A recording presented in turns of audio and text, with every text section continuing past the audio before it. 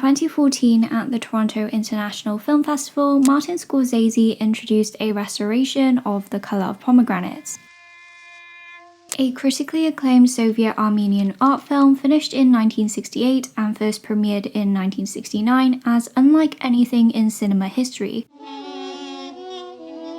Written and directed by Sergei Parajanov, the film is considered a visual masterpiece, one of the best films ever made and a landmark in film history, with Scorsese adding that the viewing experience is like opening a door and walking into another dimension, where time has stopped and beauty has been unleashed.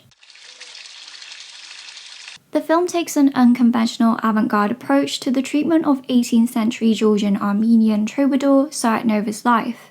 According to James Steffen, some Western critics have subtly discouraged viewers from attempting to interpret the film, rather insisting we should let the rich and evocative imagery speak for itself and lay all emphasis on its visual beauty. Steffen, a film and media studies librarian at Emory University, who actually contributed to the 2014 restoration and wrote a comprehensive book on Parajanov's life and work in English, cites Mansell Stimson as an example, who wrote that, "It is best perhaps to approach this difficult film as you would a visit to a picture gallery, but go." This is in part thanks to its experimental defiance of traditional cinematic norms in its poetic exploration of Sayat-Nova's life, resulting in a product that is dreamlike or surrealist, and a creation which shuns narrative convention. This has been confirmed on several occasions by the man himself, and in one interview, Parajanov had this to say: "The film won't be traditionally biographical, as in tracing the life of the poet year after year consecutively. We want to show the world in which Sayat-Nova lived, the sources that nourished his poetry, and for that reason, national architecture, folk art, nature, daily life, and music will play a large role in the film's pictorial decisions." As reiterated in the film's opening title, the film does not attempt to tell the life story of a poet. Parajanov has instead tried to recreate the poet's inner world or creative spirit. And so Carla Ola adds that whilst the story is not a sequential narrative, it is an experience of human consciousness. Subsequently, the film is told through a cryptic series of Tableau Vivant and structured around the Eshu's poetry, which when combined with the visual imagery and his use of sound, creates a multi-sensory visual and oral feast. These tableaux, however, Ola expresses, are not subordinate to the story. Rather, the style is the plot information. Robert Eford emphasized that the viewer should not necessarily assume that this frame is entirely centripetal, to the extent that each shot exists as a completely separate unit outside the context of the whole. Or in other words, despite it being unconventional, viewers might be misguided in thinking that each shot exists independently from the rest of the film. While each shot may seem separate, they are still part of the whole film and contribute to its overall meaning. So despite heeding the warnings, I will be proceeding with an analysis of the 2014 restoration of the film. However, the presented interpretations are not meant to be taken as absolute or indisputable objective facts. There will be multiple interpretations presented, and sometimes even ones that conflict. This video does not mean to take away from the preference to just experience art without interpretation, nor does it claim to completely unravel the mysteries of Parajanov's film. As expressed by Peter Sloan, the film is so richly and densely woven a fabric of archaic, esoteric, traditional and metaphorical symbols that completely unraveling these is beyond the scope of perhaps any essay. A lot of things will undoubtedly be missed, and if you are uncomfortable with any analysis of motifs and themes concerning this film, feel free to exit the video.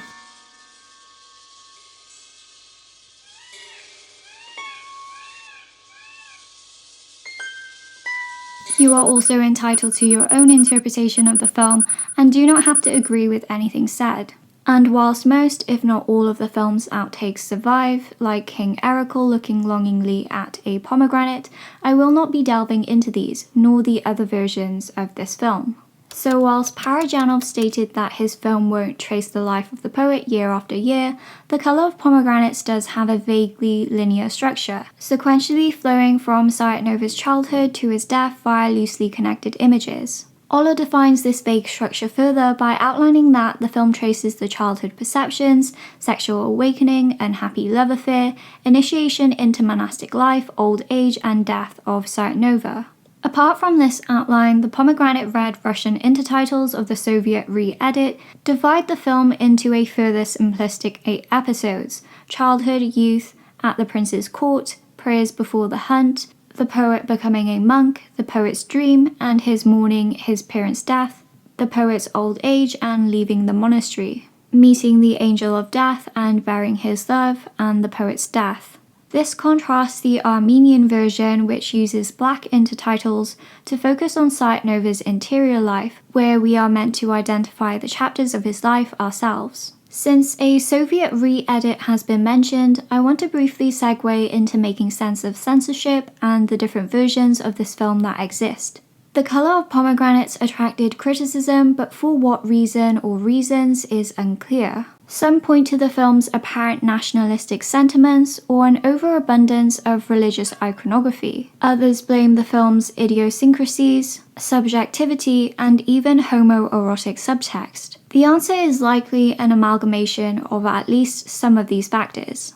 Firstly, a censorship battle didn't ensue because of the subject. Soviet officials encouraged cultural projects related to the Armenian national poet Sayat-Nova, who wrote verse in many languages, as he embodied the idea of friendship of the peoples. It's also doubtful that the film was re-edited and shelved for so-called nationalistic sentiment, as the strongest national content remains in the edited version. The film's re-edit does appear to have removed the most obvious religious allusions, but this is only part of the equation. The film was formerly titled Sayat-Nova, later retitled obviously The Color of Pomegranates, which Parajanov had no objections to. A largely reiterated claim for the film's re-editing and title change is that officials objected to his poetic brand of cinema, which challenged Soviet cinema's aesthetic norms of socialist realism. Essentially, the film drew ire for its prioritization of formalist aesthetics over ideology, which demanded Parajanov to remove all references to Sayat-Nova, since the film failing to educate the public about the basic facts of Sayat-Nova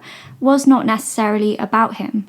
In 1969, the film first premiered at the Moscow Theatre in Yerevan, Armenia. Branded as incomprehensible and inaccessible, the film was not officially banned, but its distribution was limited outside the country.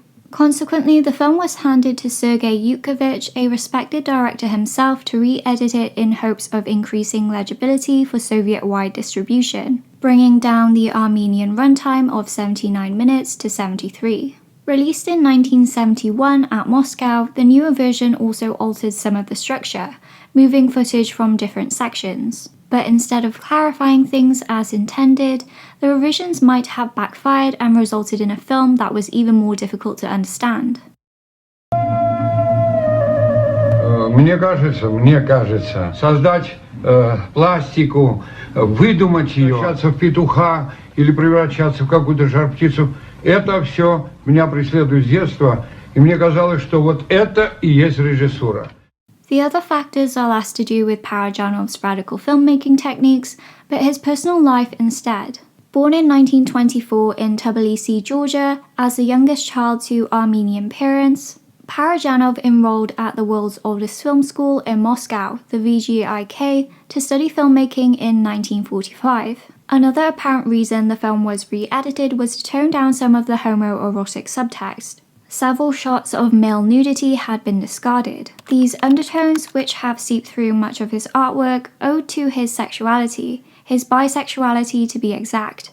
Parajanov's trouble with Soviet authorities began in 1948 while studying at the VGIK. He was arrested and imprisoned on charges of homosexuality that October and released in December after an appeal. After his release, Parajanov married a beautiful Tatar saleswoman in 1951. But soon after, tragedy struck, as many sources point to his wife being dispatched by her brothers over either religious tension or for failing to pay a bride price. Traumatized, Parajanov rarely, if ever, spoke of it again, but would sometimes pay respects by visiting Moscow and leaving flowers at her grave.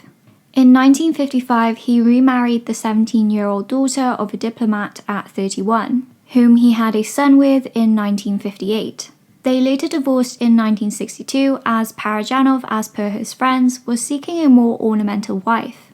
Parajanov's troubles with Soviet authorities continued after the film's release. In 1973, he was imprisoned for nearly 5 years on vague charges relating to his sexuality. In reality, this was mainly due to Parajanov's outspoken nature, having issued public statements which mocked and criticized authorities. After an early release in 1977, Parajanov was arrested for the third and final time in 1982 on charges of bribery. He died of lung cancer in Armenia in 1990. The film opens with a static shot of a manuscript, the Daftar to be exact. In this scene we hear the words from an Armenian translation of one of Sayat-Nova's Azerbaijani poems, "I am the man whose life and soul are torture," recited over it, setting the mood and tone for the film's exploration of Sayat-Nova's experiences.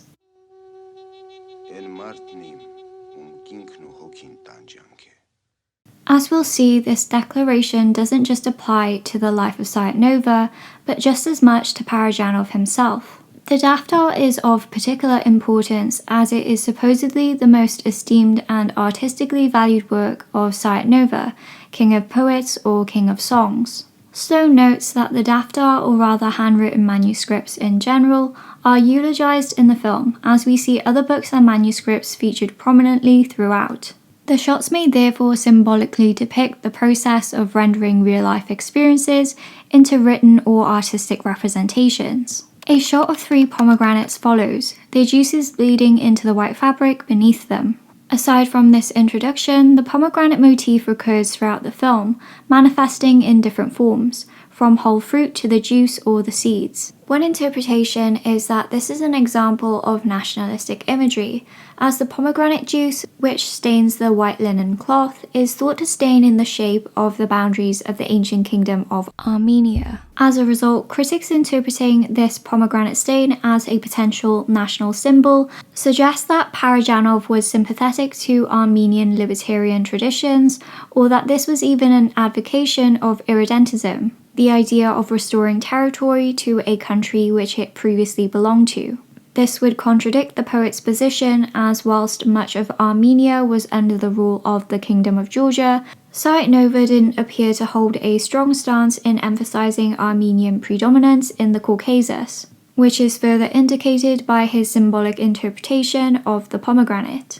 Moritz Pfeiffer asserts that the fruit made the poet fantasize about women's chests, its red colour representing the cheeks of his beloved, not blood or national borders. Echoed by Stefan, this does appear far-fetched considering the stain shares only a vague resemblance to the ancient kingdom of Armenia. Moreover, Levon Abrahamian, Parajanov's longtime friend, insisted that certain supposed nationalistic symbolism was simply coincidental.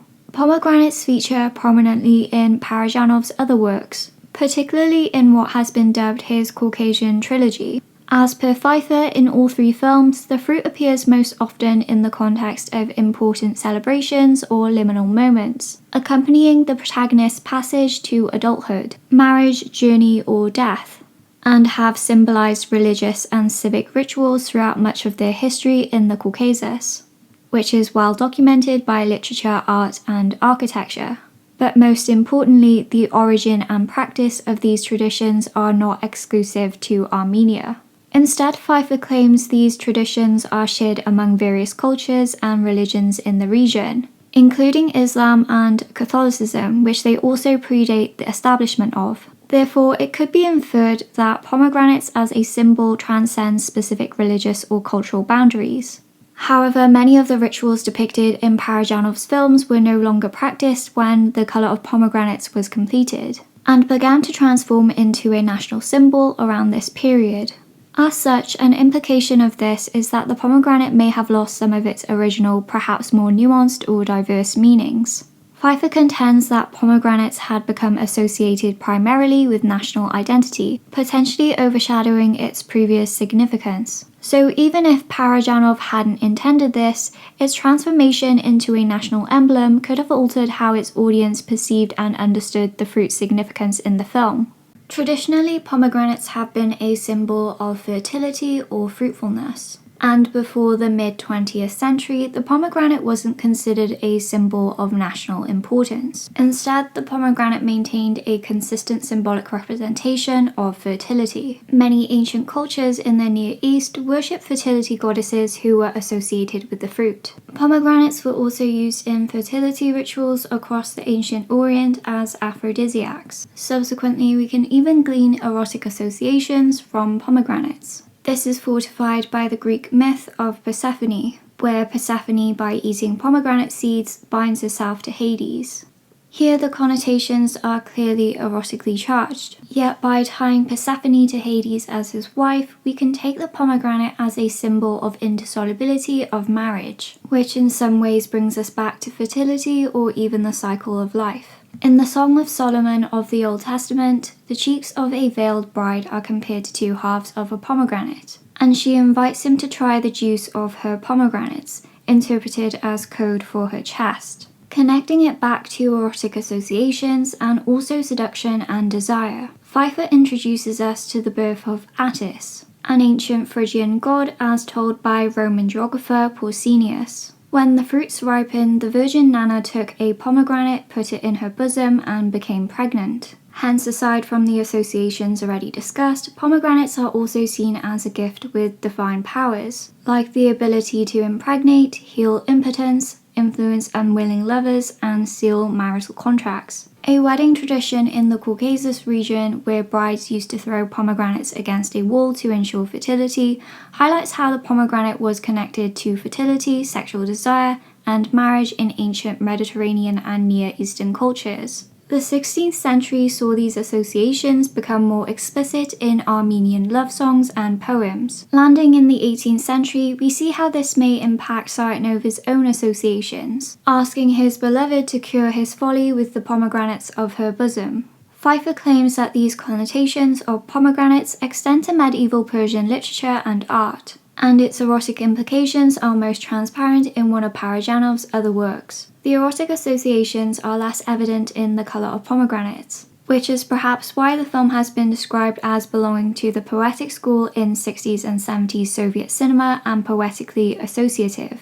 One instance is where Sayat-Nova peers into one of Tbilisi's sulphur baths during the segment on his childhood. In doing so, he catches a glimpse of one male, King Erekle II, one female, the king's sister, Princess Anna, and in one corner, 3 pomegranates balanced on a table. As such, the pomegranate can be taken as a signal in awakening of Sayat-Nova's sensual desire, discovery, and temptation. During the second segment, The Poet's Youth, the association with sexual awakening or artistic sublimation and pomegranates continues, especially as the recurring image of pomegranates introduces a general motif of spilling and overflowing liquid, which can be associated with Sayat-Nova's artistic inspiration and eroticism. However, the continuity of its traditional symbolism appears to cease when Sayat-Nova enters adulthood. The evolving significance of the pomegranates mirrors the real-life disintegration of Sayat-Nova's life. Following his dismissal as a court poet, Sayat-Nova took on the role of a monk. The poet's employment of pomegranate metaphors with an increasingly somber tone reflected this, describing the secret way to the pomegranate of your bosom in relation to an affection which is not desired by the recipient. Towards the very end of the film, we see an arm has plunged a dagger into the wall, causing an unseen pomegranate to bleed. We see this dagger lay beside 3 broken pomegranates, and in another shot to signify Sayat-Nova's death, pomegranate juice is poured over his body. Thus we see the symbol fully disintegrate. But despite Sayat-Nova's personal torment and despair, he remained true to his poetic metaphors. What's important to note is that The Colour of Pomegranates has been quoted as functioning as both a biography of Sayat-Nova and as a sort of autobiography for Parajanov. Parajanov identified with Sayat-Nova, seeing him as his spiritual kin, as they shared one crucial thing in common. They were both Tbilisi Armenian. Subsequently, this deconstruction may also reflect Parajanov's circumstances, as both faced similar personal and societal challenges, specifically censorship of Parajanov's works and criminalization of his sexuality.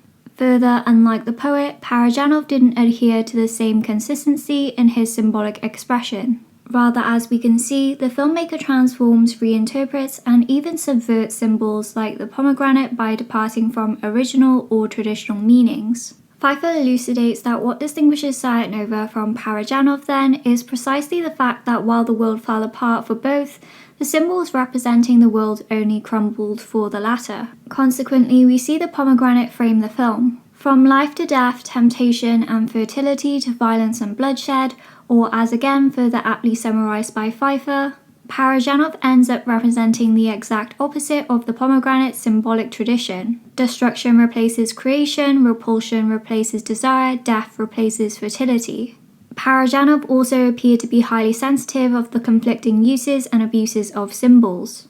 And this could, as per Stefan, highlight the pomegranate's unique sweet, sour, bitter flavour, which further spotlight the complex tenor of life itself. Following the shot of another manuscript where the words of Sayat-Nova's poem are recited again,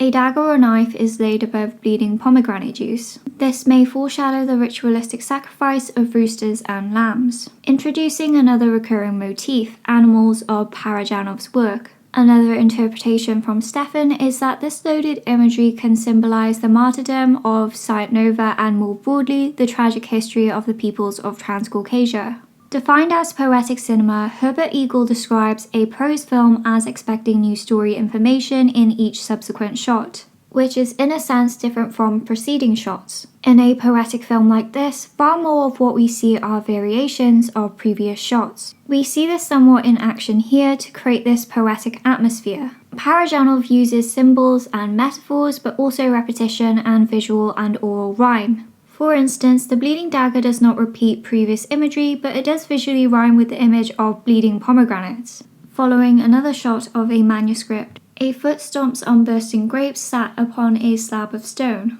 The grape juice bleeds into the Armenian words carved beneath. Sloane uses the words of Stefan to explain that the scene condenses two elements from Sayat-Nova's life in the monastery, making wine and carving stone inscriptions. It also functions as a visual metaphor. Poetry is the making of wine from words. The image of wine further carries a wealth of connotations, especially from the Bible and the Persian literature tradition, both of which inform Sayat-Nova's poetry. But for Transcaucasia, wine has deeper cultural roots. Recent archaeological and linguistic research indicates that it is among the earliest known sites of wine production. However, Sloane claims that while Stefan recognizes the biographical and poetic significance of what he refers to as manifest content, which refers to what is directly observable or explicit on screen, he fails to consider the latent content, referring to the underlying or hidden meanings, symbols, or themes which are not immediately obvious. In this case, we can extend this analysis further by looking at another general motif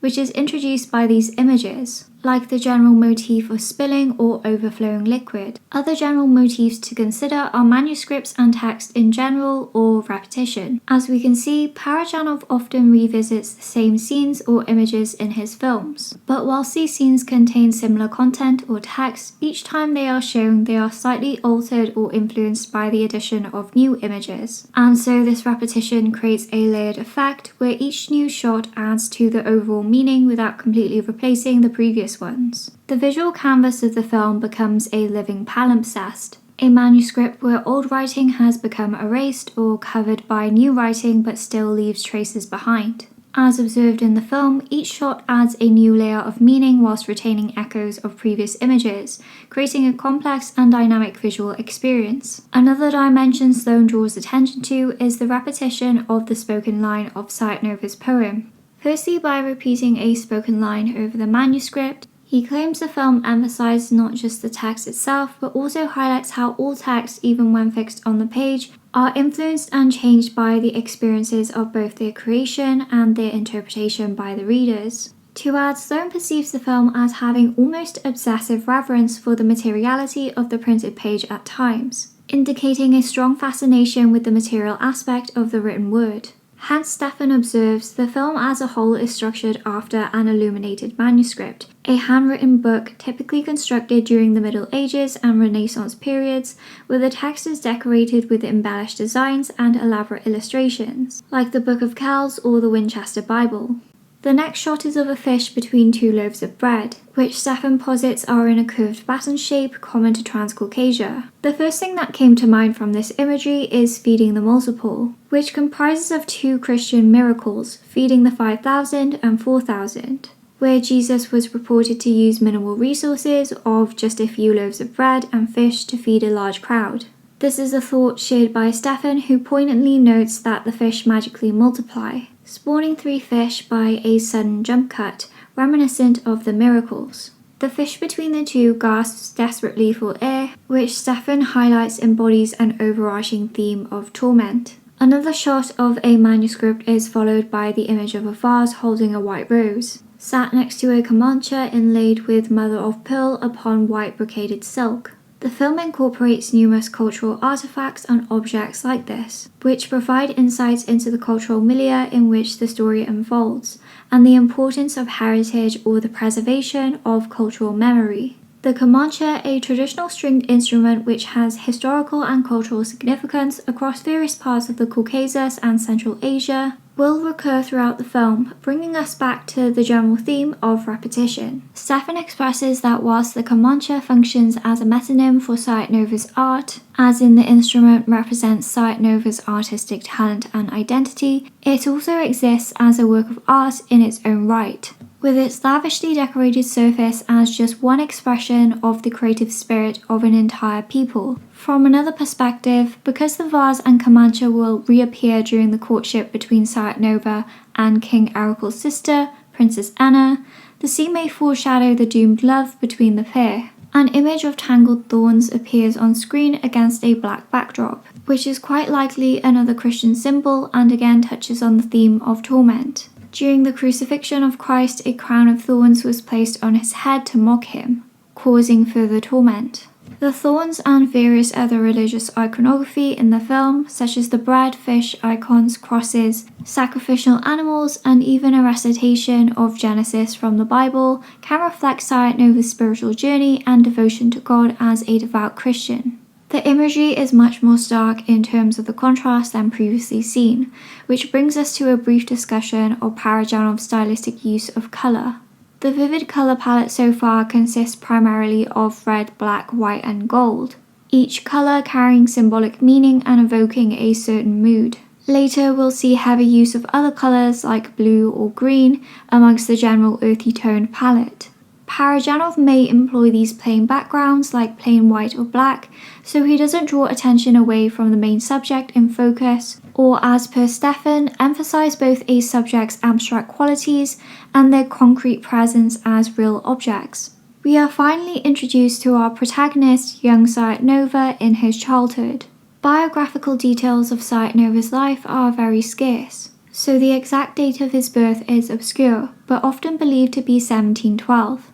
Thought to have been born in the capital of Georgia, Tbilisi, his birth name was Arutin. He was said to have belonged to the tradesman class, born into either a family of wool dyers or weavers, as reflected in the film. Educated by the Armenian church and taking on the pseudonym Sayat-Nova, he composed hundreds of songs and poems, establishing a reputation as an ushu by the time he was 18. Sayat-Nova mainly composed and sung in 3 main languages, Armenian, Georgian and Azerbaijani, and accompanied himself on mainly the Caucasian tar, the Kamancha, and the Chonguri. As mentioned previously, Sayat-Nova is presumed to have eventually become a court poet and musician to King Erekle II.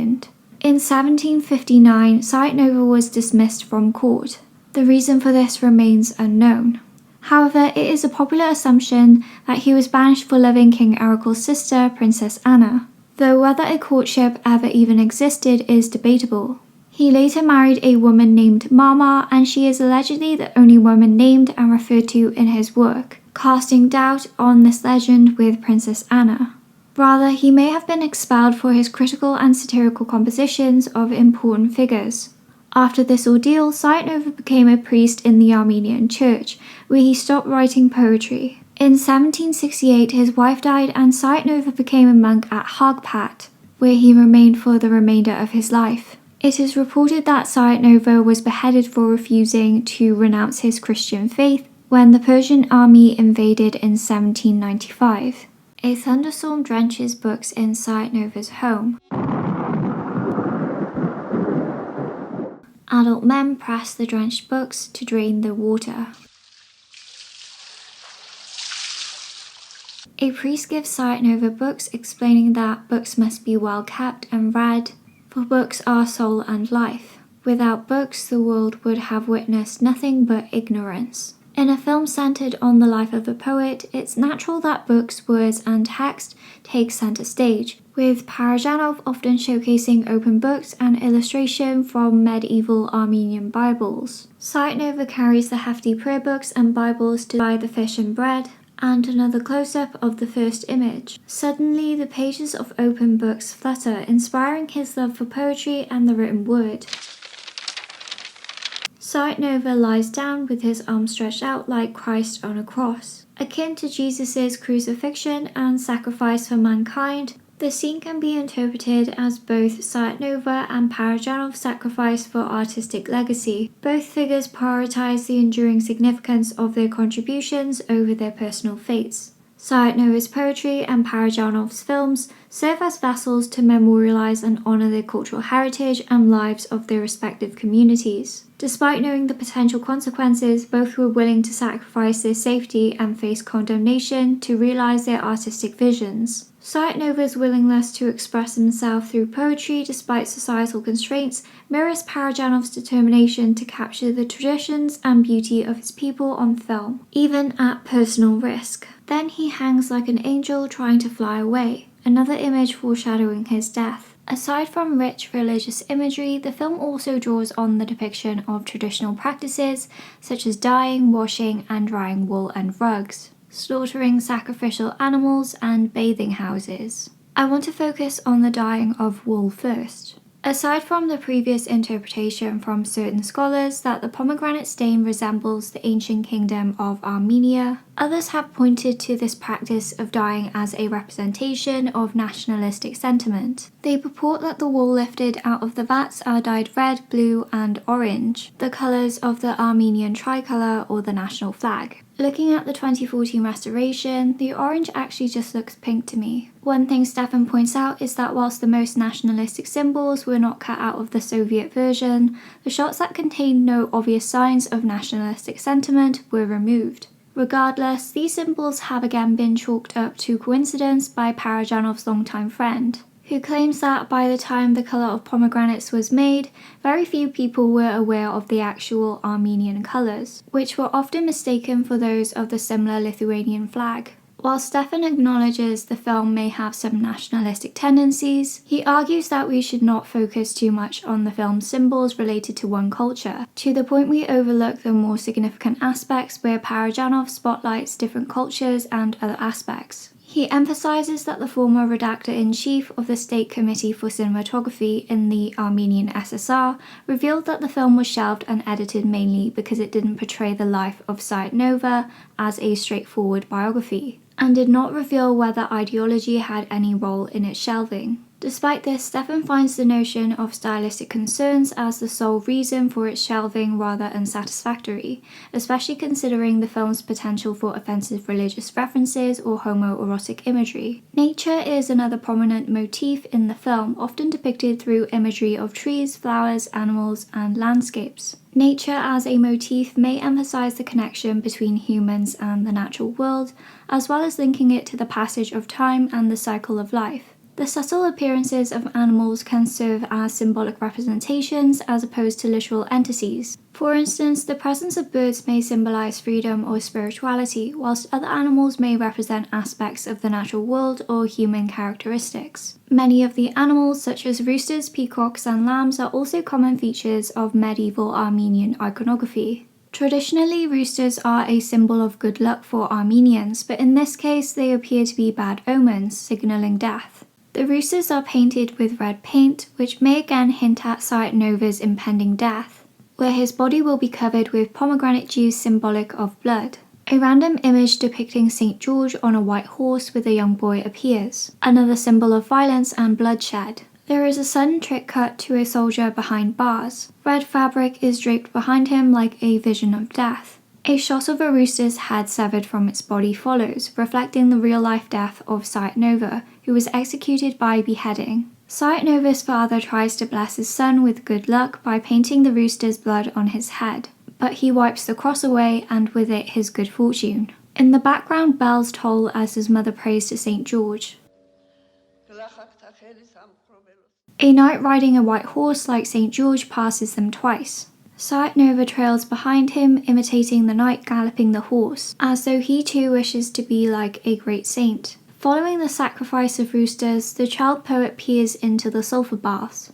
There, as touched upon previously, Sayat-Nova catches a glimpse of one man, King Erekle, and his sister Princess Anna, through the window of a public bath. Both gazes at the king and his sister are erotically charged, Anna's naked chest and the king being massaged by another man, subversively introducing homoerotic and queer subtext, which parallels Parajanov's sexuality. Aside from focusing on other men as erotic objects, Sloan argues that the camera's gaze at times also includes the poet as such. The film is known for its surreal and dreamlike imagery, with scenes that blur the line between reality and fantasy. We see Sayat-Nova, for example, reading a book and suddenly finding himself on a roof filled with books sprawled across it. This motif adds to the film's poetic and symbolic nature, inviting viewers to interpret its meaning subjectively. The film's surrealism may be likened to a stream of consciousness style, or a reflection of the unconscious mind,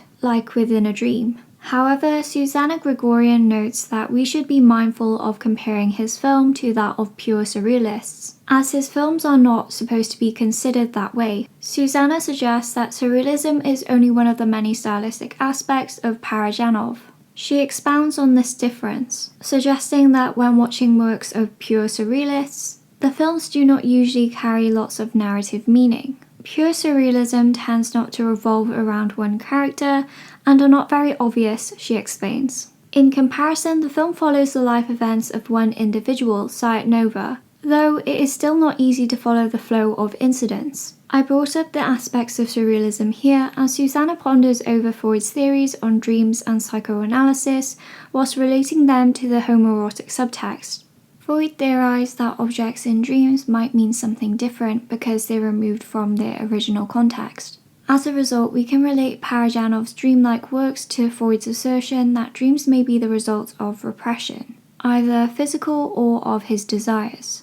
For context, Parajanov was relentlessly censored for trying to uphold his artistic integrity and physically repressed by being imprisoned. We can therefore assume that some of Parajanov's supposed repressed desires for men also bled into the dreamy and surreal aspects of his film.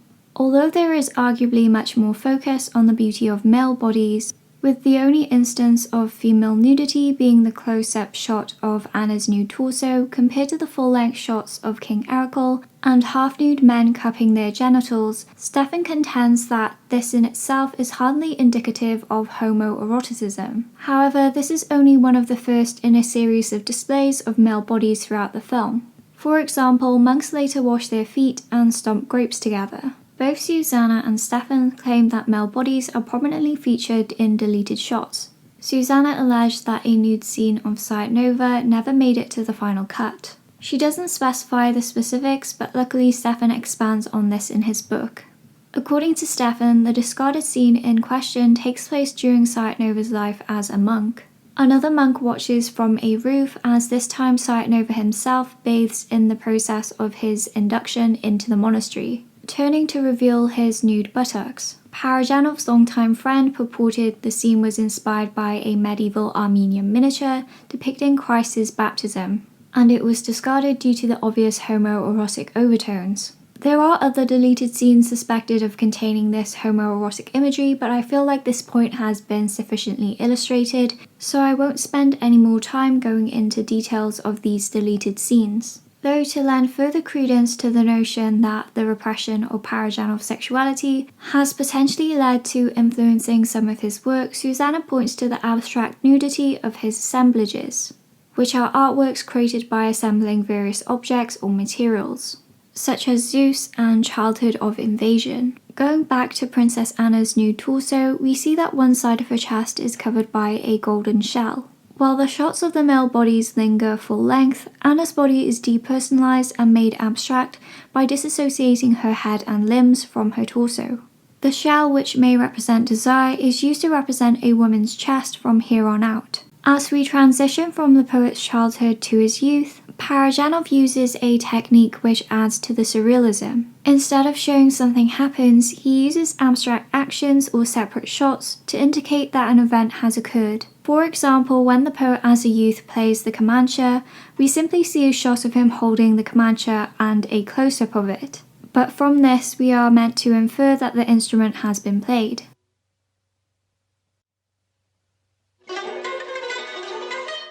In this instance, the transition from his childhood to youth is indicated by the young boy handing the Kamancha to himself as a youth before stepping behind him. So this passage of time is not conveyed through a cut or a fade, but woven through a series of single-shot pantomime transitions. The interesting choice of techniques can be owed to Parajanov's unique vision and choice to adapt lyric poetry as opposed to narrative prose or drama. Following this transition, Kamanchas and tars, another instrument, spin in the air or more accurately hang from a string, introducing another general theme of floating, or the recurring suspension of things in mid-air. Other examples include an angel which floats above holding two golden wings, a floating roof, or objects like the golden orb. The starkness of some backgrounds make it appear as though some items or even an entire church floats. This adds to the surrealist dimension of Parajanov's film, as if the scenes take place on a stage or in a dream. This is supported by the unrealistic look of the sets. They are decorated heavily with character-specific objects and tend to place the character central to the frame, or have a plain atmosphere like complete whiteness. Drawing on what was previously said about pantomime transitions, I want to discuss Parajanov's other techniques and touch on the often touted Tableau Vivant aesthetic or cinematic style, which draws inspiration from a diverse intersection of art forms, but in particular miniatures from medieval Christian and Islamic manuscripts. Released in 1965, the film Shadows of the Forgotten Ancestors was what Parajanov needed to break through to the international film scene. With this newfound acclaim, Parajanov was perhaps free to experiment with his style, consolidating his distinctive tableau technique, which would dominate his later works. The Tableau Vivant technique involves arranging actors or models in a still scene to resemble a painting or photo. It is characterized by its static nature, hence the restraint and lack of camera movement in the film when compared to the dynamic and dizzying movements of Shadows of the Forgotten Ancestors. The stationary and motionless camera emphasizes the two-dimensional flatness and lacking perspectival depth of the film, as instead of zooming in, changing focal lengths, or shooting scenes from other perspectives, the people and animals simply move closer or further away from the frame. The predominant way of shooting is unnatural, adding to the dreamlike state and artificiality of the film. The synthetic scenes help in heightening other sensory details such as the sound.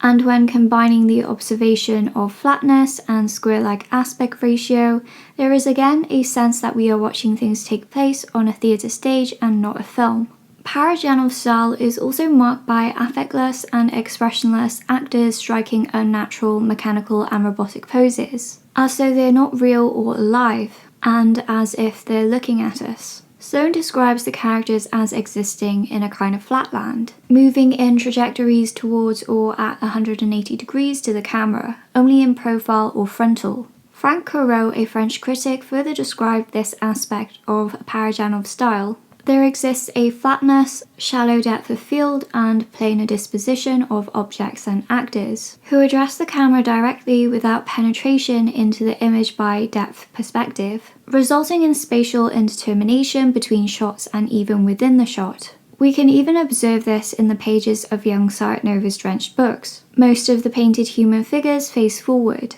Another aspect of this and other scenes is that whilst we're meant to take this as young Sayat-Nova's perspective of looking at the manuscript, we don't really see this from his angle. The world surrounding him also seems to disappear, as though we're transported to another realm. The actors do move, but this is more of an illusion. They are, Sloan says, stasis in kinesis, kinesis in stasis, frozen in movement and moving while being still. Consequently, the rigid characters are trapped in a world that feels very confined or radically delimited, trapped between stillness and motion.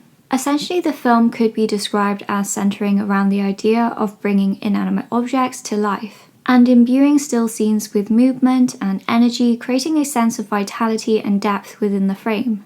Sloan provides examples of this performance of cyclical and GIF-like movement of this supposed static kinesis, where the characters first strike a pose, then move in a choreographed manner, then return, repeat, and so on. During the poet's youth, Sayat-Nova, wearing striped blue and white clothing, holds his Kamancha as his profile turns towards the front. In the background, we see a gold-gilded frame where a golden cherub or maybe even Cupid rotates. We get a similar sequence of movements from the poet's beloved, in which a lot of people assume this woman to be Princess Anna, but I've also seen one text refer to this woman as Mama, Sayat-Nova's eventual wife. Given the interpretation of the motifs like lace and shells, and the fact that the unrevised script entitles a chapter the miniature that shows how the poet Sayat-Nova is in love with Princess Anna, I am going to assume and therefore refer to this woman as Princess Anna from here on. Anna mimes cyclical weaving motions with her hands, and as she does this, the cherub in the frame appears to mimic her movements, rotating in a similar fashion. In another scene, we see three figures, each holding an item that is loaded with traditional symbolism, one with a sword, another with both a parasol and a fan, and the final with the ever-present golden orb. All three robotically perform their individual routines, which when reset, repeat the same movement. This is something we see happen over and over again. Sloan draws attention to it potentially being a play on reversibility, this element of going backwards, and the fact of multi-linear time. This idea that time doesn't always progress in a straight line but can have multiple paths. He compares the surrealist imagery of the film to past memories, accentuated by the mechanical movements. To elaborate, the film has been described as the exploration of Sayat-Nova's inner world, which is shaped by his memory and emotions. And Parajanov portrays this inner world in the film, demonstrating it to be limited and repetitive, much like the cyclical mechanical movements. For clarity, it's this idea that the repetitive and limited movements reflect the way that memories and emotions tend to cycle and repeat over time. We, for example, tend to cycle between emotions like sadness and happiness, and memories often resurface in a cyclical non-linear manner. The mechanical movements may also capture how, whilst we can revisit past memories, we can only do so in a limited sense. In a way, the ethereal dreamlike tenor of the film perhaps captures Sayat-Nova's mythologized memories of his life. Also, just as the movements in the film are seemingly overwritten and rewritten, memories can be distorted in our recall. Sloan has brought up similar sentiments, pointing to the infelicity of memory, which more accurately refers to the inaccuracy or errors that can occur when recalling past events. For example, we may inaccurately romanticize certain memories. Another stylistic feature of the film is its scarce use of dialogue. Not only this, but the film almost completely avoids any form of synchronized speech. The dialogue is in the form of voiceovers which are spoken over the actors whose lips don't move. Aside from this, the purposeful use of silence is also an important tool in the film. Together with the repetitive use of close-ups and other stylistic features, the result is a striking visual and oral spectacle which blurs the line between art and reality. Frames, windows, and mirrors are other central motifs, which are thought to be symbolic of not only reflecting the literal physical appearance of characters, but their inner thoughts, desires, and emotions. As per Parajanov's longtime friend, the frame might be said to complement the window and mirror, creating a triad. These elements serve to, according to a distinction made by Andrei Bazin, firstly differentiate between theatre and cinema. Typically in a film, the frame edges, Bazin contended, are like a window and act as a masking function, meaning when we watch a film, we know the world in a particular film doesn't simply stop at the edge of the frame, it just gets hidden. As discussed before with regard to the aspect ratio and flatness, What's unique about The Colour of Pomegranates as a film is that its frame appears more like the edge of a theatre stage. We know the stage world ends at the edge and anything beyond the frame doesn't exist, like how the world around the manuscript just disappears, as if the world off-screen doesn't exist. And from the near beginning of the film, after the poet's family's books are drenched, we see people like his mother and father being framed by doorways and arches, which double the film frame. Turning attention back to the scene where Princess Anna and Sayat-Nova sport matching blue and white striped outfits in her chambers, Sohn emphasizes there are two frames present here, the film frame which captures Anna's rotating movements, and the gilded frame, swinging back and forth, which captures the imitations from the golden cherub. There are a few things we can note here. Firstly, the gilded cherub mirroring Anna could serve as a stylized representation of her, and further suggests that art can present reality in a stylized and symbolic manner rather than a direct depiction, much like how Parajanov has chosen a stylized over a straightforward depiction of Sayat-Nova's life. Secondly, by mirroring Anna's actions, the cherub offers another interpretation of reality. Art often interprets and reimagines reality through different lenses. The cherub's mirroring of Anna's actions implies an artistic interpretation of her movements, demonstrating how art can transform reality by offering alternative perspectives. Thirdly, the mirroring may carry symbolic significance beyond literal representation, adding layers of meaning to the scene by symbolizing broader themes such as innocence or the passage of time, because of the circular arc in motion which can point to the cyclical nature of life. The cherub's mirroring can be conceptualized as eternal poses, which refers to moments frozen in time. To expound, whilst the cherub is still in motion, it's still a representation of a moment frozen within the frame, because rotation is all it does. So that one circular movement imitated from Anna is frozen and preserved, just as film frames capture or freeze moments in time. And later in the film, in the graveyard scene, we see this exact relationship between subject and frame reverse. So instead of Anna as the subject, we have Sayat-Nova as the subject of this scene. And instead of the cherub within the frame, this time we see two cherub-winged boys in a frame instead.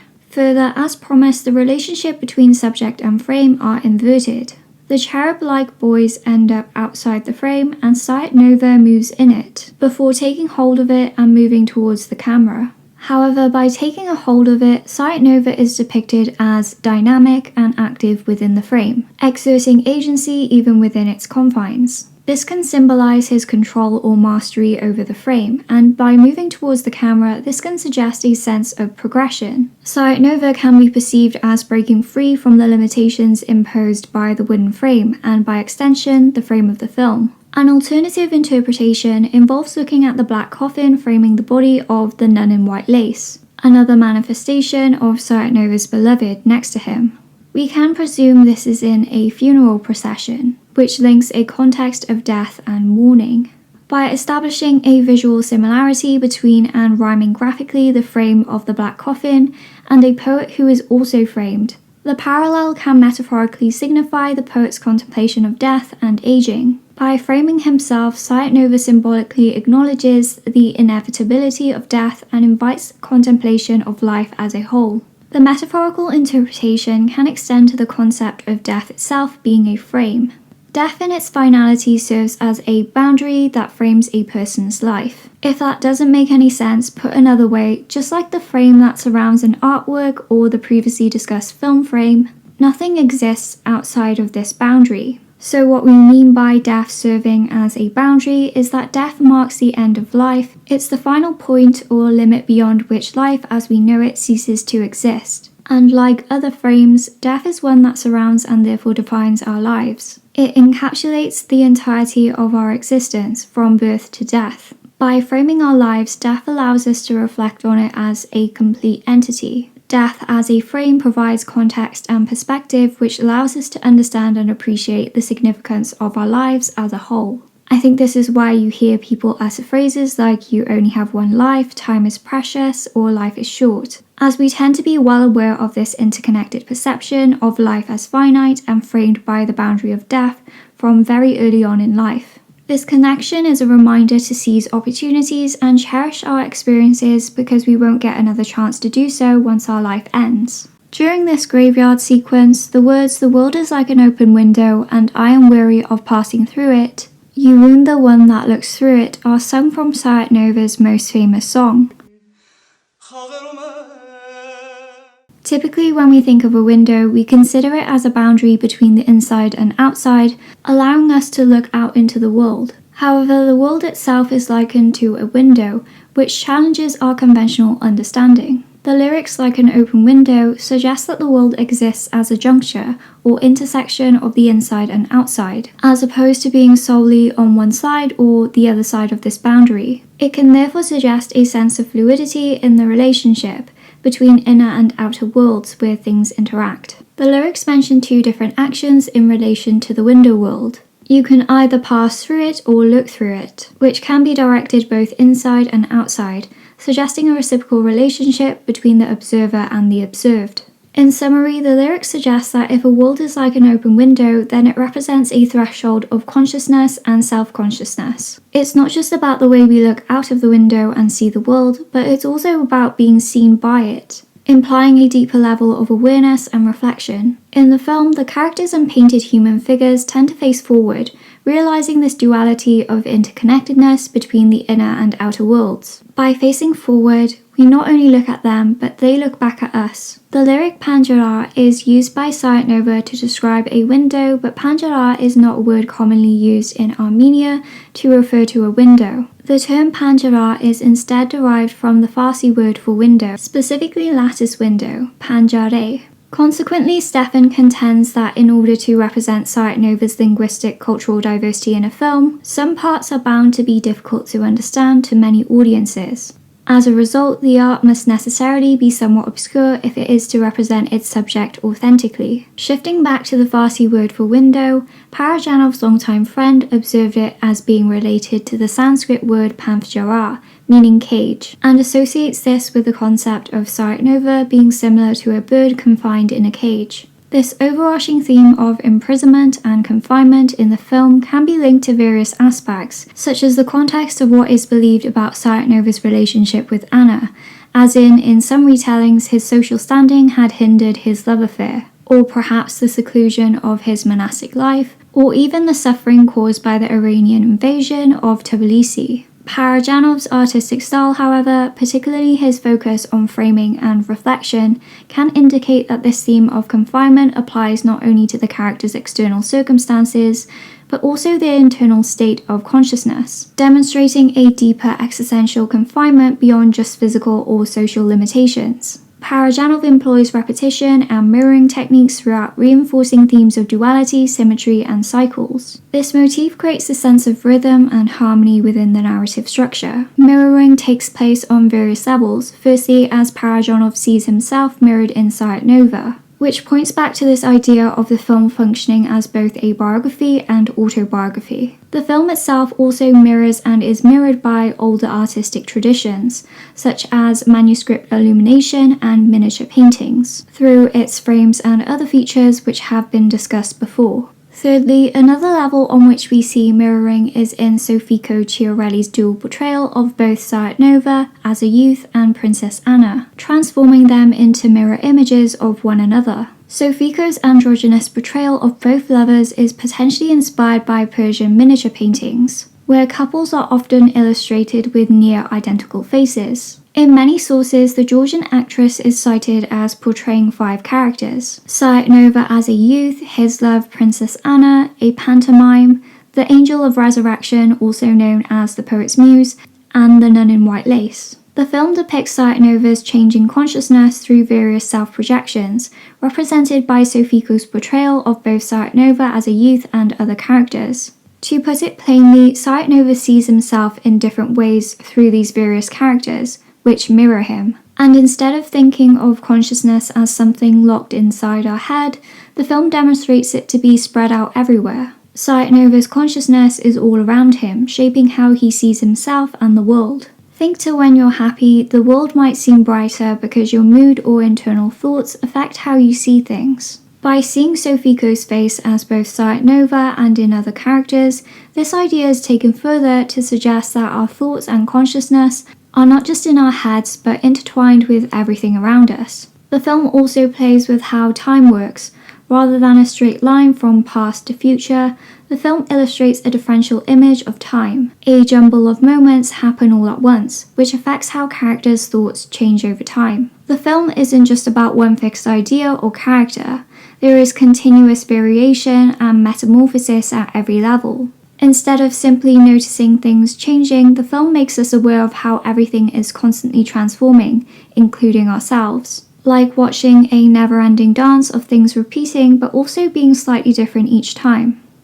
In terms of repetition in the film, it can manifest in many ways, such as repetition of compositions, which are the visual elements within the frame. The repeating manuscripts, presence of shells, pomegranates, and golden orbs are good examples of this. Another form of repetition is the movement, actions, or gestures of the characters across different scenes or throughout the entirety of the film. Turning back to scenes from Sayat-Nova's childhood and youth, Parajanov establishes a direct relationship between repetition and difference. Repetition obviously implying the recurrence of certain elements, and difference suggesting a variation or alteration, which is especially evident in his use of colour, which is used to intensify and accentuate the differences in repeated elements.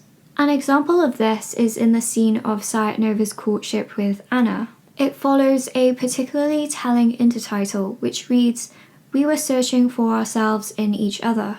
We've already touched on how Anna and Sayat-Nova mirror each other. From doubling the colour and stripe pattern of clothing, the fact both characters are played by the same actress, to the similarity of their movements, turning from their profile to face forward. But something I didn't discuss was how many of the compositions from this scene correspond to later sequences. An obvious one follows the intertitle, "How am I to protect my wax-built castles of love from the devouring heat of your fires?" Here we see the colour intensify and accentuate the differences of the repeated elements. In this sequence, Sayat-Nova is dressed only in black and Anna in predominantly red. The spinning cherub, gilded frame, and lace motifs return. The lace motif ties Sayat-Nova and Princess Anna and serves to highlight the fluid gendering of the characters, meaning the gender roles of the poet and his beloved are not fixed but instead flexible.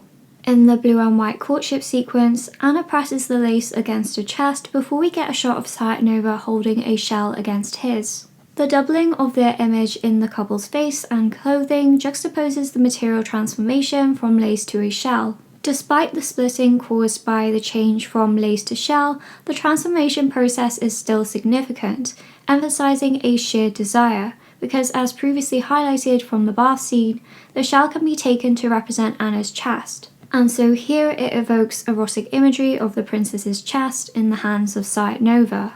The lace changes colour from a white innocence in Anna's chambers to a passionate red in the red and black sequence, before morphing into a black loss in Sayat-Nova's hands. This can be interpreted as having reached another stage in Sayat-Nova's life. A pantomime performance or folk dance follows the blue and white courtship. In the background is the Virgin Mary and various rugs. Sofiko portrays every character except the boy. The scene can reflect Sayat-Nova's position as a court musician, and simultaneously how men and women tease, flirt, and fulfill the other's desires, which parodies the relationship between Sayat-Nova and Anna.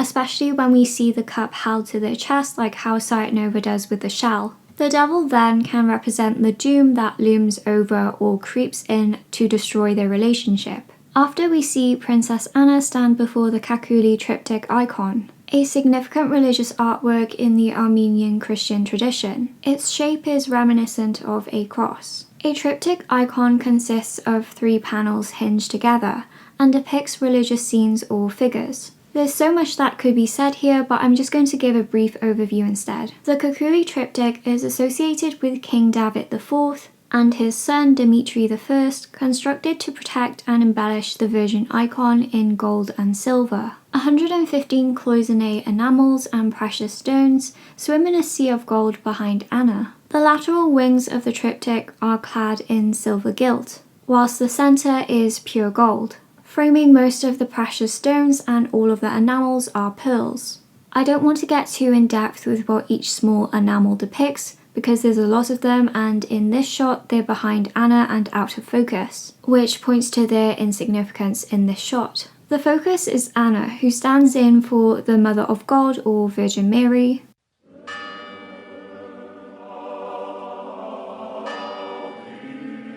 The next shot is of a specific type of iconographic depiction of the Virgin Mary, where Mary points her hand to one side, symbolizing her role as a guide to Christ. Again, doubling occurs in the next shot as Sayat-Nova stands before a panel known as the anchor icon of the Saviour. It's not visible behind Sayat-Nova, but in other photos, a replica of the Holy Face of Edessa, a legendary relic believed to depict the image of Christ, not made by human hands, is behind him. What is meant by not made by human hands is that according to Christian tradition, this image was miraculously imprinted on cloth during his life on earth.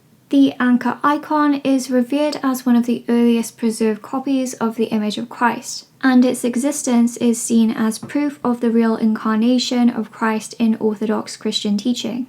This sequence ends with an image of a pectoral cross set with rubies and a stone carving of two men hunting, preceding King Erekle's hunt. At the beginning of King Erekle's hunt, one of the oldest and most popular Georgian polyphonic hymns, Thou Art a Vineyard, is played, comparing the Virgin Mary to a newly in bloom vineyard.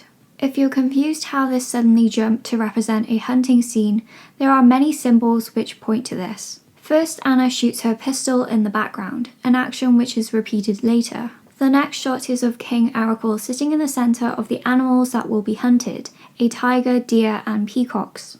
Horses ride in the background of Anna shooting her pistol again and King Erekle drawing his sword. King Erekle and others circle buried antlers, which may refer to deer hunting. You may have noticed an ever-present golden orb, which may look silver to some eyes. An interpretation of this orb is that it could be a symbol of a game, to convey that these hunting activities are just entertainment for the upper class. Though the significance can extend beyond this idea, broaching broader themes of power, wealth, or the pursuit of status. Objects like golden orbs, like the sovereign's orb, are often associated with royalty or nobility, signifying their authority or dominance. Therefore, the presence of the golden orb could suggest Sayat-Nova's aspirations or his relationship with the ruling elite. An attendant seemingly out of nowhere bites a peacock's beak. But in some ways, just like the peacock who has been silenced by the man biting its beak, Parajanov has been silenced by Soviet authorities. Anna fires her pistol for the third time, before we land on an image of Sayat-Nova alone holding his Kamancha. He leaves his instrument with an angel. Sayat-Nova mounts a horse preparing to hunt, just as Princess Anna does. Sayat-Nova shrugs as though through divine intervention he has been led astray. At the fortress or tomb, Sayat-Nova and Anna take turns mourning over a multicolored sarcophagus. They lift up a black cloth embedded with text from Sayat-Nova's poem, written in Azeri.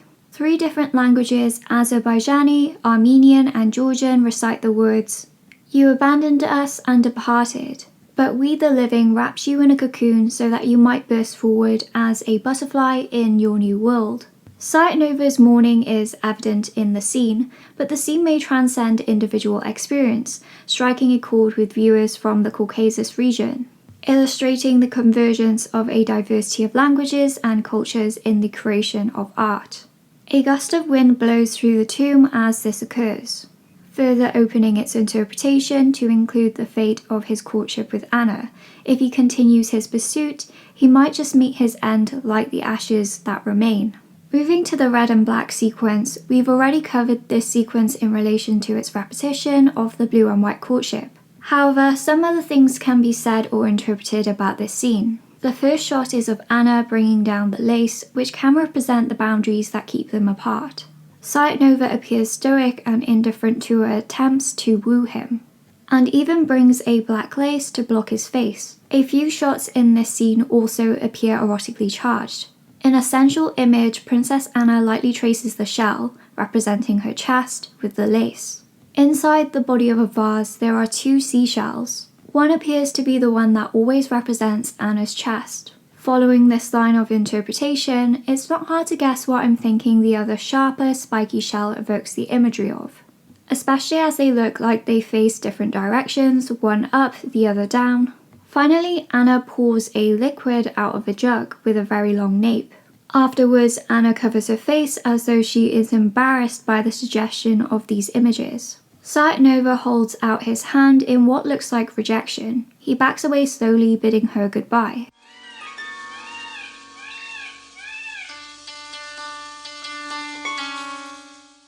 Outside, Sayat-Nova stands below wooden balconies as a llama is strapped behind him. 3 eschewes stand on a stone staircase. As the trio ascend the stairs, Sayat-Nova takes a few steps back. Llamas can represent a primal, instinctual sexual desire. This seems like a very far-fetched and random thing to say, but Stefan indicates that considering firstly llamas are not native to the region, Parajanov may have opted for them instead of local domesticated animals due to their elegant demeanour and long eyelashes. It should be added that in a shot in the script, which never made it to the film, it describes how a group of young men harassing a llama is contrasted directly between the romantic courtship of Sayat-Nova and Princess Anna. Another pantomime takes place in which a man tries to hide as a woman searches for him. What follows is Sayat-Nova's ordination into the monastery, and a succession of monastic routines. A common theme which runs throughout the film is the conflict between asceticism and sensuality. Asceticism refers to a lifestyle which is characterized by abstinence from worldly pleasures or indulgence. By entering the monastery, it could be that the poet expects alienation, spiritual enlightenment, and to retreat from temptation by practicing self-discipline and austerity. But instead of achieving this, the urge for gratification is found at every turn. Sayat-Nova stands under crosses in one corner, holding an open book, as 14 fellow monks indulge in pomegranates, which can stand for sexual frustration here. Sayat-Nova tries to resist temptation by ignoring their loud slurping noises. The film cuts to various routines from weddings, funerals to baptisms, some of which, like the monks washing each other's feet, the squelching from stomping grapes, and the making of sunflower seed oil, where we return to the motif of overflowing or spilling liquid, are sensual in nature. Soon, Sayat-Nova gives in to temptation, passionately drinking wine from the wine jar to the point it spills onto his cassock. The thematic contrast extends to the film's style and imagery. On one hand, the film is constructed from tableau with limited movement and employs a restricted colour range, reflecting asceticism. On the other, the film emphasises surface tactility through rich textures and a sensory experience, and its densely layered soundtrack contributes to this sensory immersion. The film alternates between moments of silence and sound, with the soundtrack playing a significant role in conveying mood, emotion, and adding depth to the sensory experience by enhancing its atmospheric quality. The soundtrack, composed by Tigran Mansourian, is an unconventional audio collage of folk music, natural sounds, performances of Sayat-Nova's songs, newly composed music, and sound effects which punctuate the film. One thing I wanted to note before moving on is that after a routine wedding procession, there is a piece of cloth with an image which appears behind Sayat-Nova. It looks like one of the golden orbs placed on a scale by an angel weighted against a mass of black orbs placed by a devil. Sayat-Nova is commissioned to dig a grave for the Holy Father. This task causes visions such as the hanging clouds and potentially the ghost of the Catholicus coming to observe his progress. Shortly thereafter, flocks of sheep surround the poet as he digs, and others perform liturgies. Sheep have various connotations which are significant, especially in Christianity. They can symbolize a holy man or a person of God. This is followed by Sayat-Nova's responsibility to choose a shroud from one of his nuns. In Armenian culture, a shroud refers to a cloth used to cover the deceased during funeral rites and burial ceremonies, and serves as a symbol of respect for the departed. It is often white in colour, signifying purity or spiritual cleanliness and the transition from life on earth to the afterlife. I think this is why we see Sofiko as a nun, metamorphosing from black to white robes and changing the colour of the donkey through touch, demonstrating her ability to transform. Compared to the other women, Sofiko presents a white shroud, which is one chosen by Sayat-Nova. The Catholicus is covered by the shroud, and in the next few images we can assume he has been buried with his staff, which serves as a symbol of his authority and power within the religious hierarchy. His grave becomes engraved with the staff, a visual representation which further reinforces the association between the Catholicus and his symbol of authority. The staff becomes not only a physical object, but also a potent symbol of the Catholicus's enduring legacy. A golden gauntlet obscures Sayat-Nova's face, transporting us to the dream world. Now we're inside what is presumed to be Sayat-Nova's dream. The dream sequence begins with young Sayat-Nova in the same frame as his older self, giving way to a subjective sense of time. It recalls not only a general theme, but of how the past permeates the present through repetition. Sayat-Nova lets go of the golden orb, which swings like a clock pendulum. The orb is caught by an angel adorned with stag horns as opposed to wings. King Erekle lies beneath them, his head turning like we first saw him at the silver bath. The film's movements are disjointed, but each time they repeat, as said earlier in the video, they add a layer of meaning, forming a pattern or rhythm that adds depth to the narrative. Things keep happening in the film more than once, but they're never exactly the same. It suggests that the events in the film are connected and repeat in a cycle, but there's variation. In essence, it isn't just about the importance of repetition, but variation, transformation, and how these processes create greater depth. We may not know the meaning of this golden orb, but its repetition alone can point to its significance. The golden orb has been repeated with many variations. We've seen it stationary, rolling, tossed, held, and here it swings. The swinging motion itself can also be reflected on. Earlier in the film, we see Sayat-Nova act out this swinging motion, and shortly after, a swinging rug.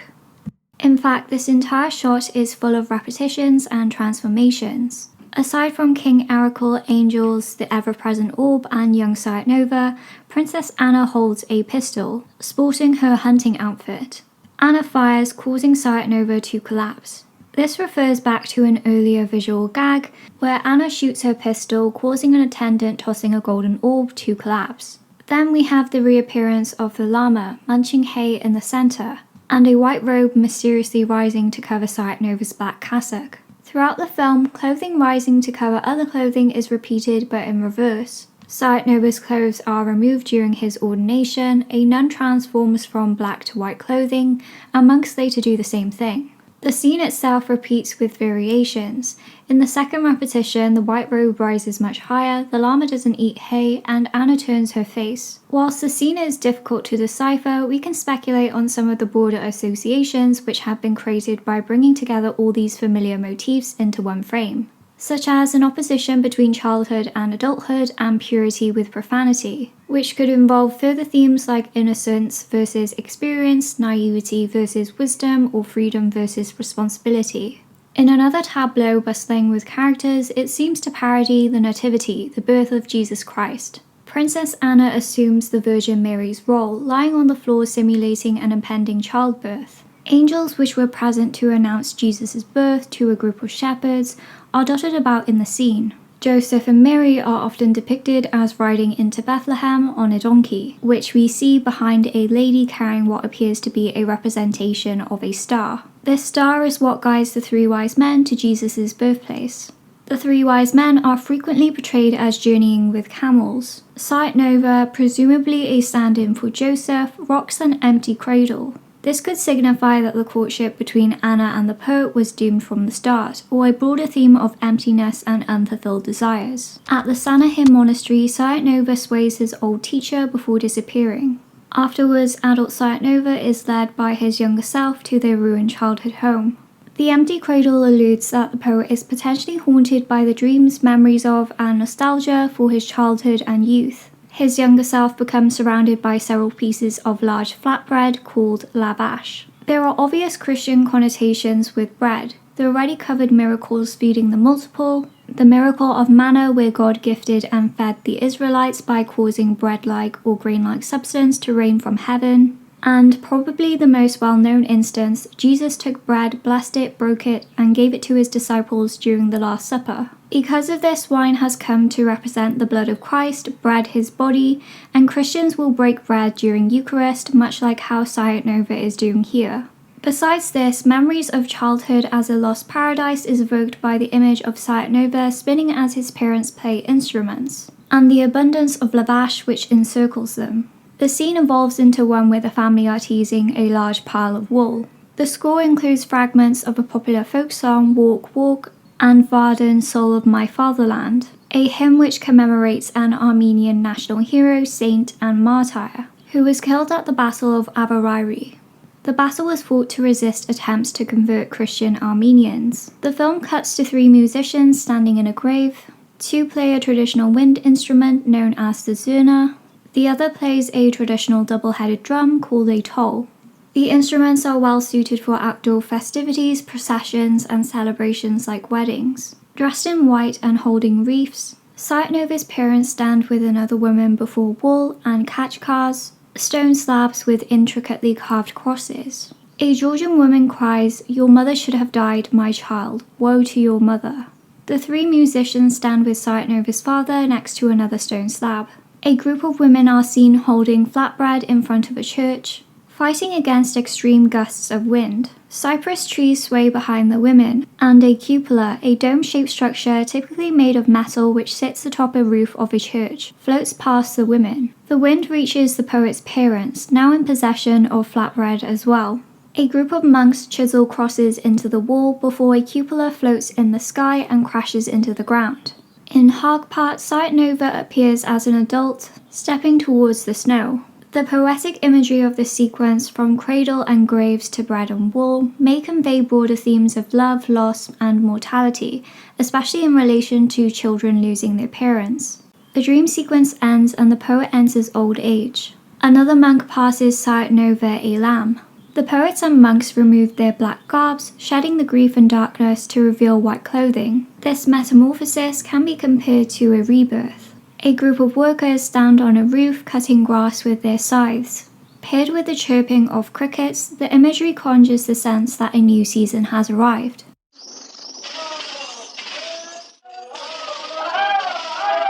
Three lambs are sacrificed. Their heads are found above 2 running faucets.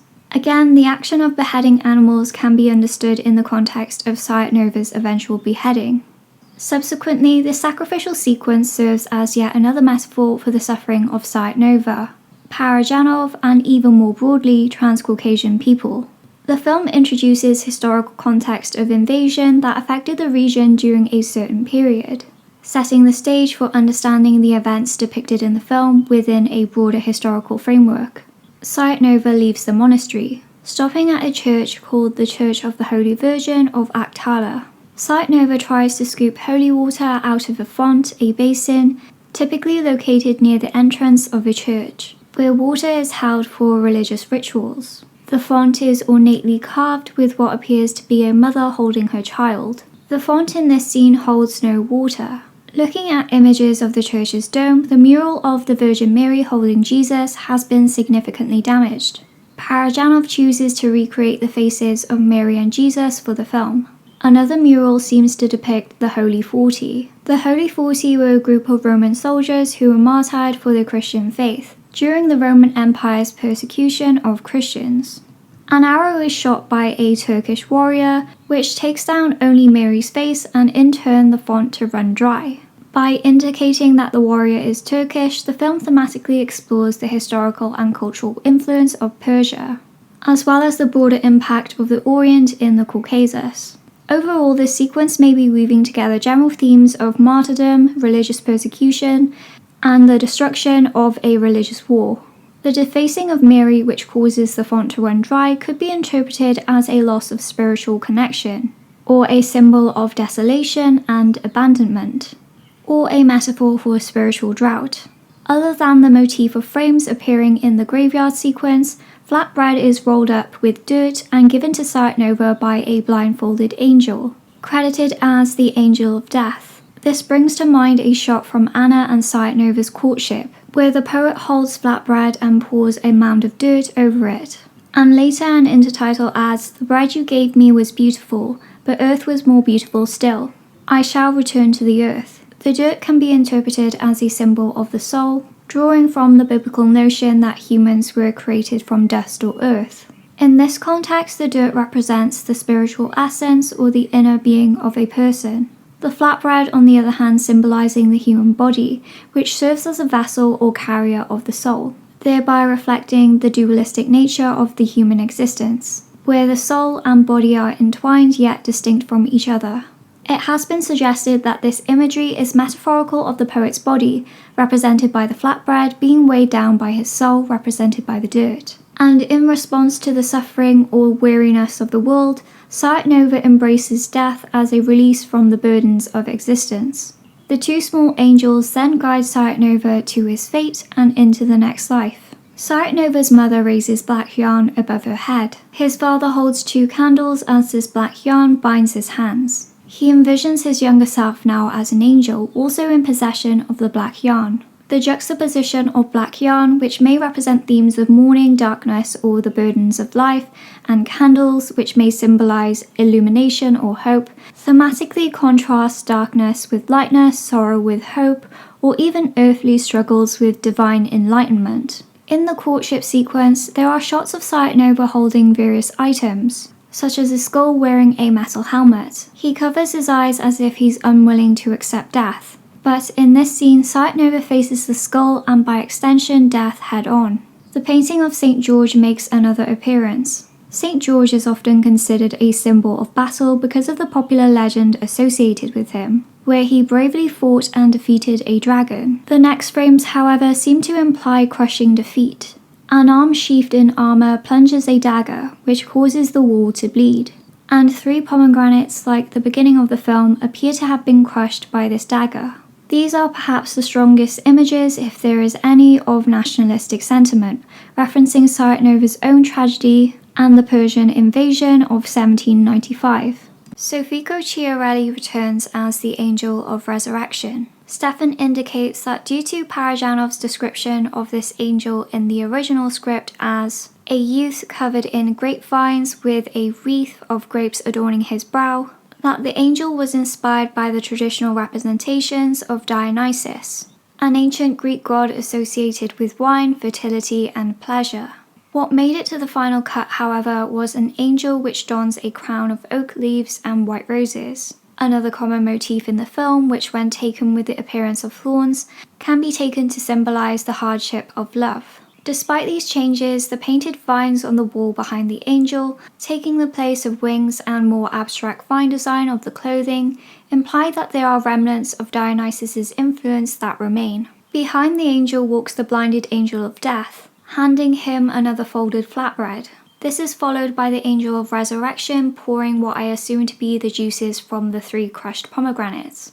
We have therefore come full circle. Where this story relatively begins is where it almost ends.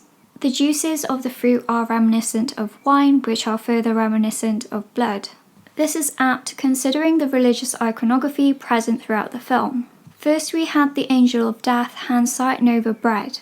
Now the angel of resurrection pours over him a pomegranate wine. At Eucharist and the Last Supper, bread is emblematic of the body of Christ and wine his blood.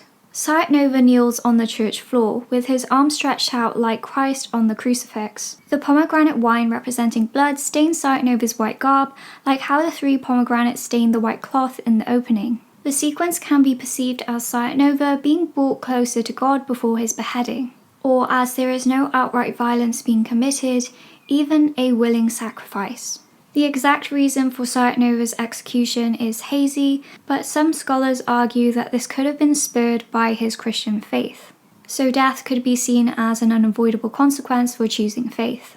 A mason is perched on an arch, cementing it with resonator jars. The mason commands the jars to sing twice. The obstruction of the arch is comparable to a blocked window, coinciding with the poet's death and the ending of the film. This visual metaphor can stand for the closing of individual consciousness, shifting away from the personal perspective of Sayat-Nova towards something more broader and more collective. The resonator jars sing back Sayat-Nova's song, symbolizing the collective and enduring legacy of artistic expression which extends beyond the poet as an individual. While Sayat-Nova, the individual, has died, his creative voice continues to resonate with a large cultural and historical context. Rather than solely focusing on the tragic or dramatic aspects of the poet's demise, Parajanov emphasizes the enduring power of Sayat-Nova's poetry to immortalize his spirit and the lives of those he represents. The film's significance arguably hinges on the artist's suffering, a sentiment which is best articulated by Sayat-Nova himself. A poet dies, but his muse is immortal.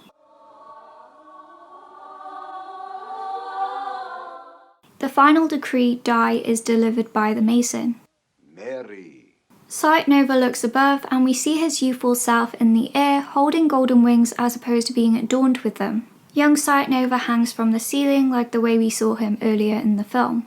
This time he's arrived to bring Sayat-Nova his wings. In a final act, he lays down, arms stretched out as though he's being crucified. The roosters that were sacrificed through beheading in his childhood rain down on him. Sayat-Nova, dressed in white robes, is laid amongst candles, roosters, and his molted black robe. Upon finishing the writing for this video, I realised there is actually a Criterion video essay already by James Stephan on the colour of pomegranates, and extra commentary by Tony Raines. Unfortunately, they are unavailable in my region, but I'd point to those videos and James Stephan's book if you're interested in learning more in depth about the film, Parajanov, and his other films.